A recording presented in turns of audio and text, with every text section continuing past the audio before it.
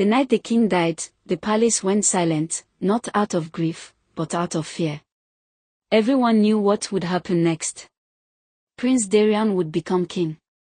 And that was the beginning of their suffering. Prince Darion was nothing like his father. King F was a kind man, a ruler who listened to his people and shared their pain.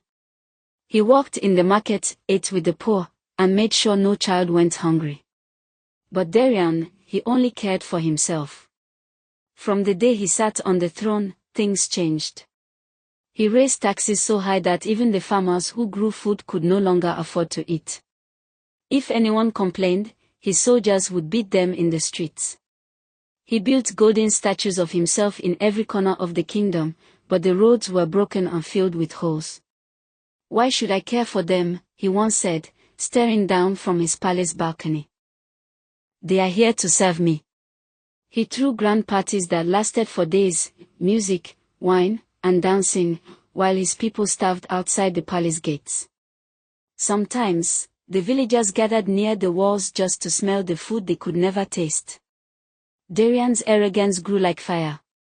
He ordered everyone to bow until their heads touched the ground whenever he passed. Anyone who failed to do so was thrown into prison. Even old men who could barely bend their backs were not spared.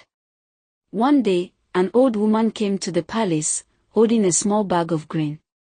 She said, "Your Majesty, I have nothing left. My sons are dead, my farm is dry, and I only beg for mercy." Prince Darion looked at her and laughed. "If you have nothing left," he said coldly, "then you are of no use to my kingdom." He ordered to drag her away. That night, thunder rolled through the sky, louder than ever before. The people whispered that the spirits were angry, that the late King F was weeping in the afterlife. Soon after, strange things began to happen. The prince's golden statues cracked. His wine turned sour. His horses refused to move. And each night, he heard whispers in his sleep, voices calling his name, full of sorrow and warning. Still, he refused to change. "I am the king," he shouted into the empty hall. "No one can touch me." But power built on pride never lasts. One morning, the palace guards found his throne empty. His crown lay on the floor, and the great hall smelled of smoke. No one ever saw Prince Darion again. Some say he was taken by the spirits of the people he wronged. Others say he ran into the forest, mad with guilt and fear. But everyone agrees on one thing: the kingdom was at peace only after the wicked prince disappeared.